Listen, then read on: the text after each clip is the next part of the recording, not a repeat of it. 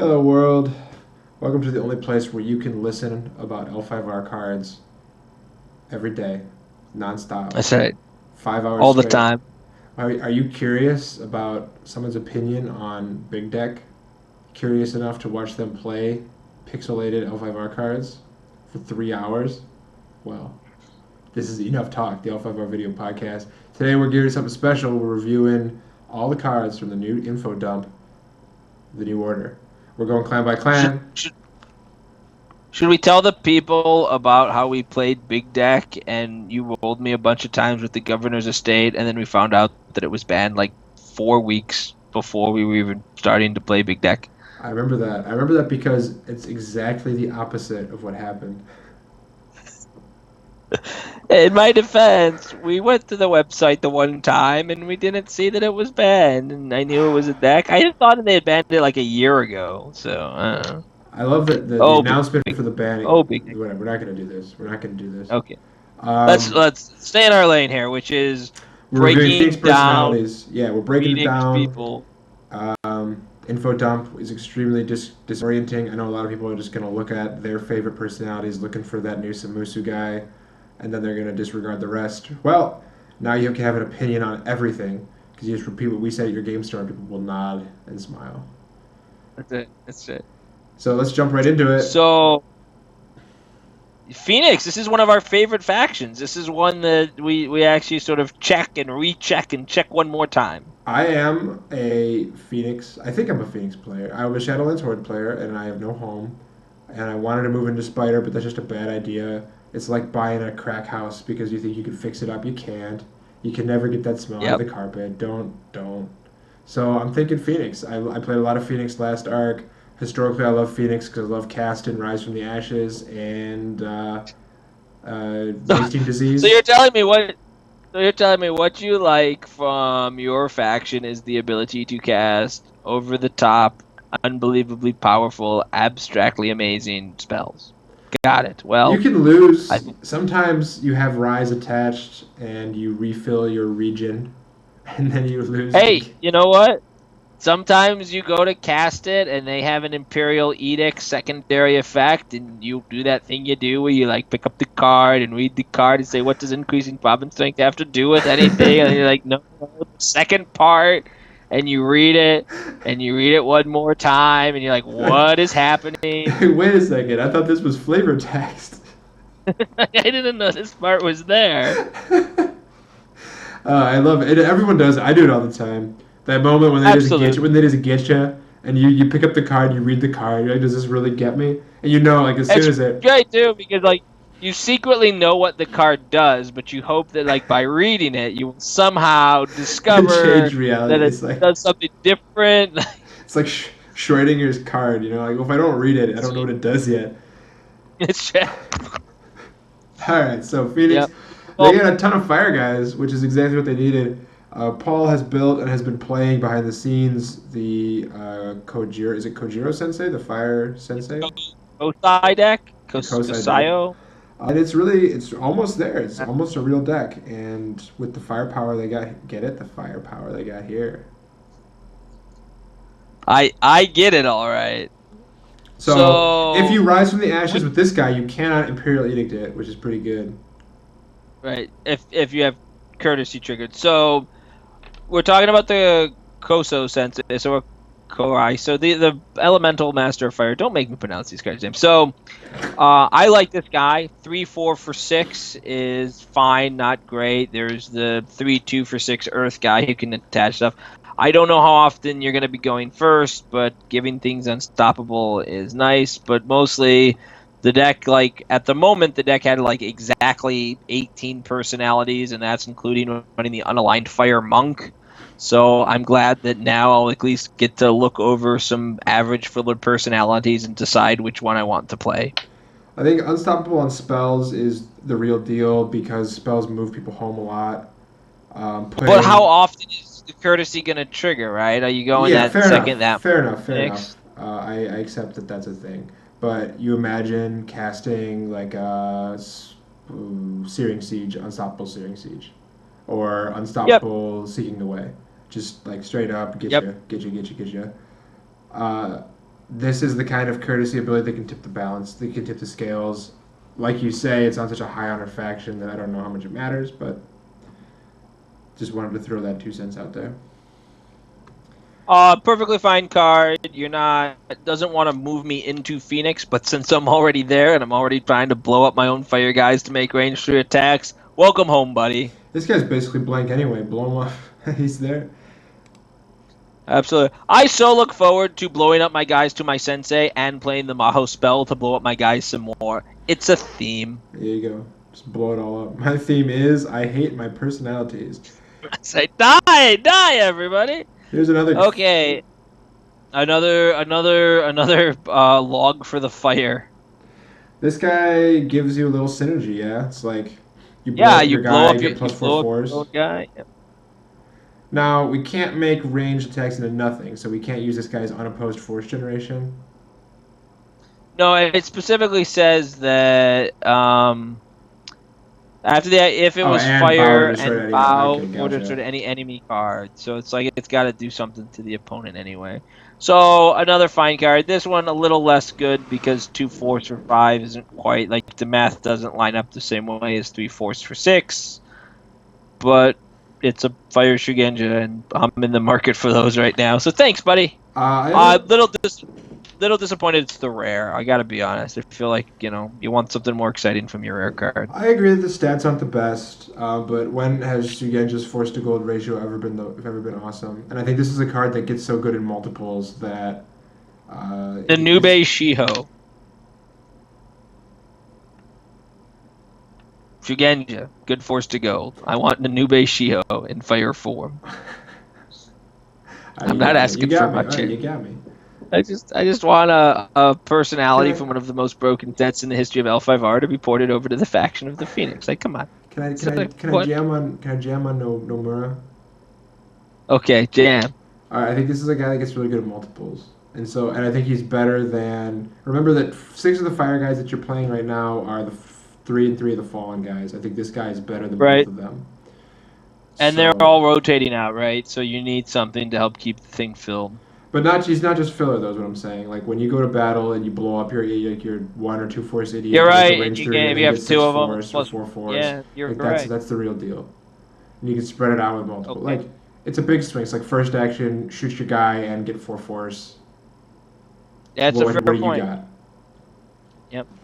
So I think he's good. What I I don't know if can he's do rare too yet. is here's what's great. I can give the force bonus to my Bowed Shugenja and then blow up my Bowed Shugenja to give somebody move it all around. I'm rounding the ear. I'm coming around. That's right.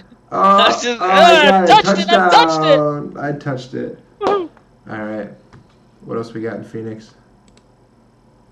Their love letter guy, who is probably our favorite love letter guy because it's a Shugenja with 5 chi, and that's gonna let us bow him to draw cards and play Touch of Death. And it's got an interesting negate open thing happening there. Yeah. So this is a moment's respite on a stick, right? And I love a moment's respite because it sets up ambushes. Now he's a 6 honor rec guy that synergizes with ambush. I don't know how that's gonna work.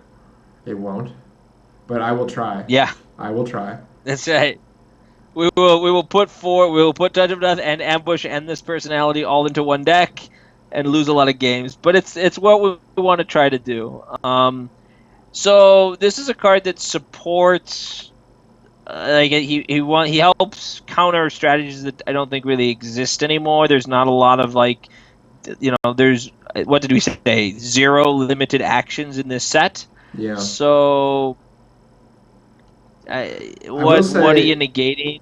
It helps against if you have one Dishonored guy, right? They can go use Brilliant Cascade. You shut it down, but then they can just, if they're Scorpion, they'll just name the Scholar with their box as their first action.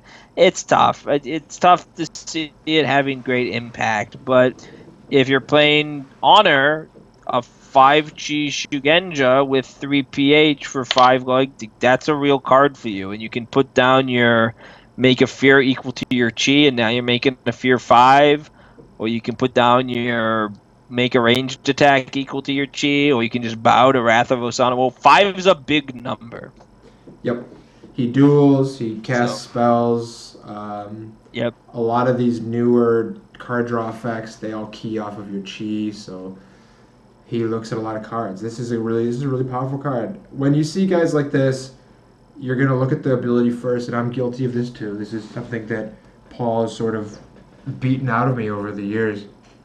Is you look at the ability and you say this ability is really weird, I don't like it, and you don't play him. But the most important things on the L5R cards aren't the abilities; they're the numbers sometimes. Yep. As in this case. And this is a guy that he earns his spot on his numbers alone. If you're playing him in the deck, it's because you have a plan to do something with that 5 chi. So. Or because you're playing Oh, ambush. hey. Yep. I know, because you have no self-control. I so miss that ambush. Like, I want to live in a world where ambush is a card you can play meaningfully. Maybe if Akagi Sensei goes away. I'll be trying it. Maybe. Hey, maybe if we had like a naval non-human water Shugendra. Yeah, then he would be like a stick on a rack, and we could ambush. Oh. So we have a new Orochi in Yep. Phoenix. We've This one- seen cavalry, Shugenja, non-human things in Phoenix now. It's become kind of a running gag. But this one isn't a fire one. This is a water one. Hey. This one cannot be overlaid over any geishas, Yep. unfortunately. Yep. But you can't win them all. And I like I have naval nothing- cavalry. Yeah, but But I don't this really card like is this bad. one. So again, there's a theme. I mentioned it in another video, and another one of these clan videos. They're playing with higher than starting honor Rex as a cost on cards. The problem is that they haven't figured out what it means. Like, this card is all over the place. It's got a bunch of traits, but it's got these restrictions on all of its abilities, and it can't move to battlefield. It can only Right, so ambush. you assign it, and if you don't cavalry, it's 5 force for 7 gold, Well, which it is reminds above me of average. it reminds me of like a gold era card that just it's got some wacky stuff on it, and they have no idea what they're doing. Yep. Like, this doesn't like none of this makes any sense to me. There's like a giant dragon, and he can get bigger and his chi gets smaller, but only if he hasn't cavalried. Like, I don't get it. And he has a high honor requirement. Like, what about this giant dragon requires me to be honorable? So I think this card is like it's just a flavor I fail. look at the art and I say, boy, I really wish this was like a card that let me steal my opponent's guys or something. But that's not what's happening. Yeah. So, Also, the elephant has more force than this giant dragon. We talked about that too. so So like, people those are will try to boats. So, play like, we this. see the boats in the picture. That's 3 force. They could be toy boats. It could be in a bathtub just splashing around. I don't know, man. Rubber ducky, you know, just hanging out. Yeah. Yeah, so I don't like this card. It feels like I have to do a lot of work for it to be good, and I would prefer my higher gold cost, higher honor personalities to be good without me having to work really hard at it. I don't know if there's a way to make goods better than starting honor requirement personalities, and I guess this is gonna turn into an article because I'm thinking about it now. But you want them to be really good and worth playing, but if they're too good, then it just turns into this game of haha gotcha, where I hit my 3 PH guy on turn 3, and then I bought my huge bomb that's 10 P8 10 honor requirement on turn 4. Right. So what is the purpose of having them start with honor X? Like with higher honor X, right? The idea is that you don't want them to be the very first personality purchased, but often they're just going to be the second guy purchased, and so then it didn't do anything except provide the ability for you to sort of have a bad draw and ruin your day. And I just don't see why we're designing that into the game. Especially for a card like this. What I'm saying is that maybe, Yep. just maybe, there exists a card with effects powerful enough that I would play it. Certainly there is. But Sure. But this ain't it. And even if such a power level did exist, would cards like that be good for the game? And I don't have an answer for that. Yep. So So I we think moved from. Yep. yeah, we can just jump on down. We got the Mr. Fives here. I got nothing. I just got nothing else on it. I'm just like I want to like it because I like the art and I like those various themes and naval cavalry guys. But there's only so much effort I'm going to put into it. Pass, pass, pass. So then we go to a guy that requires no effort. He's just a destined duelist samurai Yojimbo. If you're in the market for those things at this price point, you will play him. I don't think I am. I think there's a 3/3 for 4 Yojimbo. A 3 cheat duelist doesn't interest you that much. Destined. If I just really want to play the Final Sacrifice or some of the other Yojimbo cards, I think there's better options. This one leaves me a little cold, which is hard to do because I love Destined guys. But Yeah, I'm gonna go the other way on this one. I think in the Phoenix Honor deck, he's great. You're always in the market for like about that's an 4 action to 5. saturation deck, right? I want the cavalry guy that makes the fear effect. I want Right, what I'm saying is only. that I'm saying a card off the top is better than the fear effect on the cavalry guy. Okay. Okay, that's fair. I think the cavalry trait's important, and I think that fear effect scales upward pretty quickly in the one big meaningful battle. So I think I disagree, but okay, I'll acknowledge your card advantage argument, and it's something we can test out. Yeah, I think this guy come ones not come ones. This guy Thoughtless Sacks like a champ. I think he draws cards and he gains you 3 honor. And there's not a lot to say about him. There's not a lot on the card. You just have to decide if you think that one of your fake cards is better than one of your printed battle actions. I think that in I general, don't think duelists will do much for you. I feel like I don't. If I'm building a Phoenix dual deck, I don't think this is the guy. I mean, I guess it draws your card to get you close to come one or something. But wouldn't you rather just have the 5 chi guy for 5 gold in your dual deck than this duelist personality? I like this duelist because it lets you gotcha them a little bit with Final Sacrifice. The Final Sacrifice is one of those cards that can be really awesome. So like they duel you and then you Final Sacrifice over strike and you're a duelist. Haha, gotcha. Yep. But he's he's just a guy. Pretty insipid comment for me. Speaking of just a guy, we end with yet another Yojimbo with an unstoppable. This is great. The unstoppable -1 force battle ability really puts this one. Now, at the -3 force point, it's kind of neat actually. And so if you're playing like the young Sensei, but if you're playing the young Sensei deck, I don't think you're playing some sort of Yojimbo Samurai Shugenja thing. Though you could, because there are cards that sort of push you in that direction this set. I like this card because 3/4 for 4 gold with Yojimbo that does anything is a perfectly fine card, but it's not something like this is not a card that makes me want to build a Phoenix deck. This is the card that you sort of stumble upon as your 15th or 18th personality to fill your deck out to make sure you have a saturation of guys to get onto the board. And he's got the trait if you're looking for the trait, and he's got OK force to gold if you're looking for OK force to gold. Yeah, I think he's supposed to be a Rei Sensei guy. He's the guy you throw into battle, and then he's around for your presence so you can cast spells, and he gives guys -3 force to set up your attacks and fear effects from home. Sure.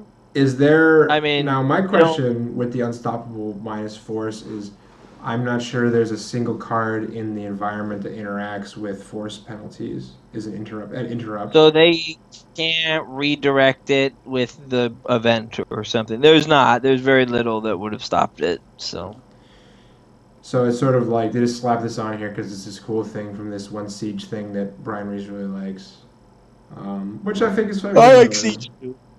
Okay, Yeah. I haven't had a chance to play it, to be honest. I thought it would be fun though. All right, those are the Phoenix. So, How did they do? A lot of filler. I feel like it's a lot of filler. And for a faction that hasn't been running away with anything, I would have liked to see a card that's a little bit more, hey, check this out, try to build around me. Like one miss and some filler, and then one nice 5 chi guy. I like the filler. And I mean, I look at all their, with the exception of the Sea Monster, I think all their cards are perfectly adequate. I just don't know if any of them jump out at me in a way that makes me say, "Hey, check me out! This is going to lead to something cool, new, and fun." Yeah, for sure. And so it's sort of a ambivalent response. I hear you. The Phoenix build arounds really seem they really want the Phoenix build arounds to be the sensei, and so what we're seeing in the personalities here are just cards that enable those to various I like extents. that Sensei, so I'm okay with it. But I would have liked. I would have liked to see something a little bit more inspired. I just a lot. It just feels very uninspired to me. Okay. And I think there's some. I think there's a lot of unexplored. Phoenix as a faction gets to do a lot of stuff that other factions don't get to do by the nature of having Shugenja and just being weird. And I think that there's just a lot more unexplored design space, and I would have liked to have seen something that gets me more excited. All right. But Okay. I'll still play a lot of Phoenix decks. So, oh, yeah, I got nothing else to say about them. Then that's enough talk. Leave a comment, like us Yeah. on Facebook, follow us on Twitter, pin us on Pinterest. Uh, I don't know any other ones. Whatever. We'll catch you next time when we review. How about Scorpion? Scorpion. Cool. Peace out, guys.